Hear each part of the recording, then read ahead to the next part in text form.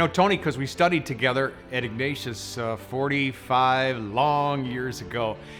And everybody knew Tony because Tony has the best social skills of anybody. He never met a stranger. He walks into a room and can comfortably converse with anyone in that room. He is just a fun, caring person. He genuinely likes to listen to people's stories and likes to get to know people. He likes to tell stories, sometimes a little too much. And he's a communicator. He loves to communicate. When I think Anthony, way back when and even more so now, he's just a beautiful human being. I just love Tony Coyne. A lot of fun, very focused, and beautiful family man of faith, and truly a tribute to his family, Saint Ignatius, and as I said, Northeast Ohio. Tony is a lawyer, a civic leader, my dad, and the strongest man I know in my life. People just knowing my dad to be like a great human being, maybe tough, but always to be fair and wanting people to be the best they can be and to just do the right thing. He's a very outgoing person. He's so easy to talk to. It's so easy for other people to resonate with him, and he's so good at starting a conversation. He'll just go up to people in public, strangers, and just talk about anything, which has always amazed me. The one remarkable thing I would say about Tony is he has boundless energy.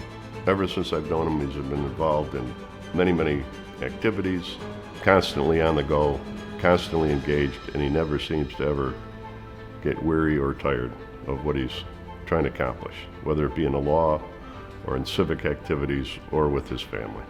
He was a guy who also, even early on, was talking about the rejuvenation of Cleveland.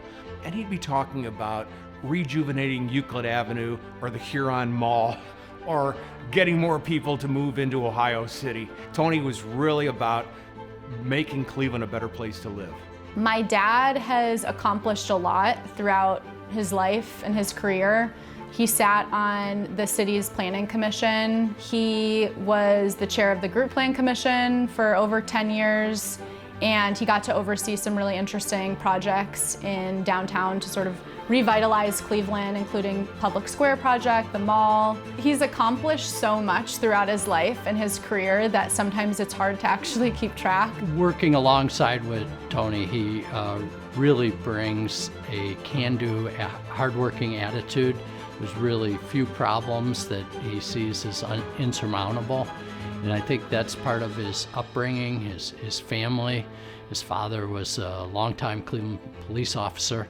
Tony brought that work ethic to our law firm every single day. And not only has he lived here, he's been committed to the many causes here through either St. Pat's Church. You can hear him speak just about every Sunday if you'd like to hear him do the readings, to his involvement in the block clubs. Looking at Greater Cleveland as the whole, he literally rebuilt Public Square.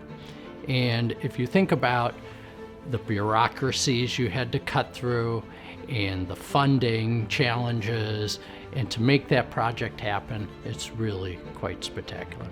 Tony became leader of our St. Vincent Charity Medical Center Board of Directors at one of the most difficult times in the history of the hospital, as we had to close our inpatient unit and be in a process of transforming our health campus. And very difficult decision, but Tony took it on. And he did it with tremendous wisdom that he carries as someone who has been very involved in planning, urban planning, and our hospital is right in the heart of downtown Cleveland. Tony gave of everything to be able to make us successful, make sure that the mission was protected, and that the people that we serve would still get served in a different way.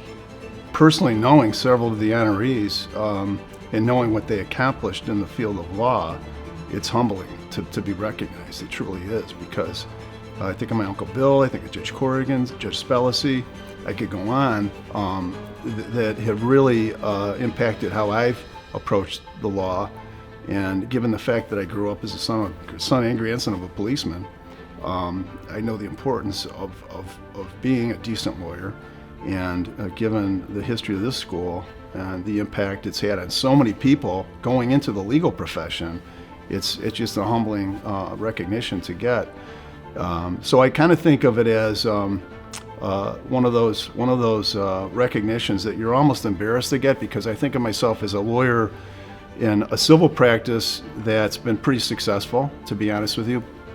But I've been able to do other things with the practice. It's enabled me to have other contributions to the community. So that to me is one of the things I'll always be thankful for in being a lawyer. And so when I look back at getting this recognition and knowing what a great school Ignatius is and the opportunity it's given me in life, it's really something that's touching. It truly is. I can't describe when I got the phone call from Father G. It was special.